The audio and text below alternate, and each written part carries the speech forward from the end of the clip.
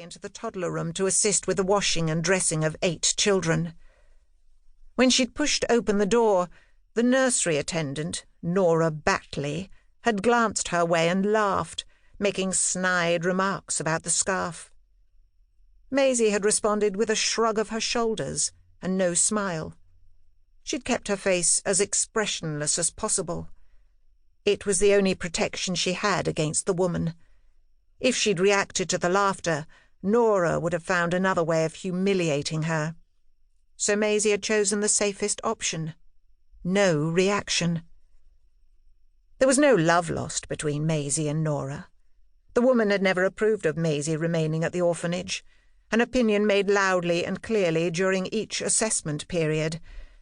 Anyone who had listened to her bitter words was told Maisie was a waste of precious funds.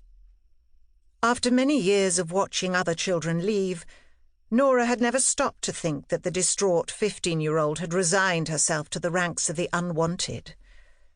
During a meeting with Matron one afternoon, Maisie had wept as she declared she'd be forgotten and would end up dying at the orphanage. She'd never be loved and would remain an old maid. Matron had said her personal view was that if a child needed a home, she would always endeavour to find one, no matter how long it took. But she couldn't force people to like someone. She'd told Maisie to accept her lot in life. Even after witnessing Maisie's distress, Matron had made no attempt to hold her close, to comfort her and reassure her she'd never be forgotten.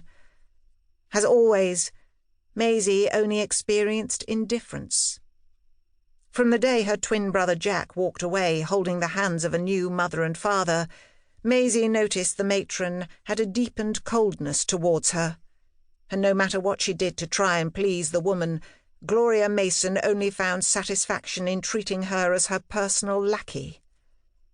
Years of pleading with the woman to find her brother, to send her to him so they could be together again, fell on deaf ears.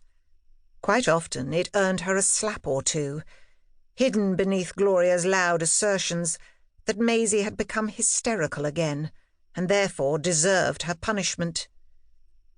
Over the years, Maisie had begged people to write letters on her behalf, and as soon as she could write for herself, she'd written endless letters to Jack, pleading for him not to forget her and to write back.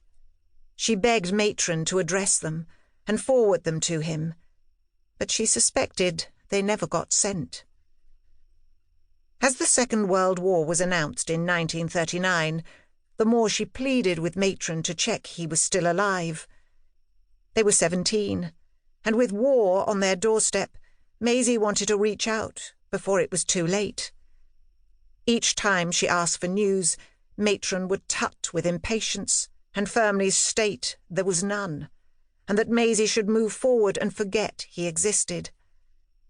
But Maisie found it hard to think that Jack could forget her. Or the day they'd arrived as new residents of the orphanage, scared and desperate. For hours they'd clung to each other for comfort before they were separated into their new living quarters. She refused to believe he'd forgotten he had a twin sister. She certainly could never forget the day 5 weeks later when Jack was dragged to a small van, screaming for her as she screamed for him. She'd bitten and clawed at Gloria and the staff who held her back, not one offering comfort to a child so distressed she didn't eat for a week. From that day, Maisie drew up a wall of survival as she mourned the loss of her brother. She went to school, spoke with only a handful of children, and allowed life to spin her into its web, tying her to a life of misery. She fell into a pattern of existing, and the years melded together, one after the other. As she reached her teenage years, she tried to make plans to run away, but with no money and no one to turn to outside the orphanage, Maisie let the ideas slip away. The only time she'd known affection was when she turned 12. Life before the orphanage had faded into memories she struggled to cling on to. A woman shouting at her and Jack to be quiet, a man making the woman scream. Neither she nor Jack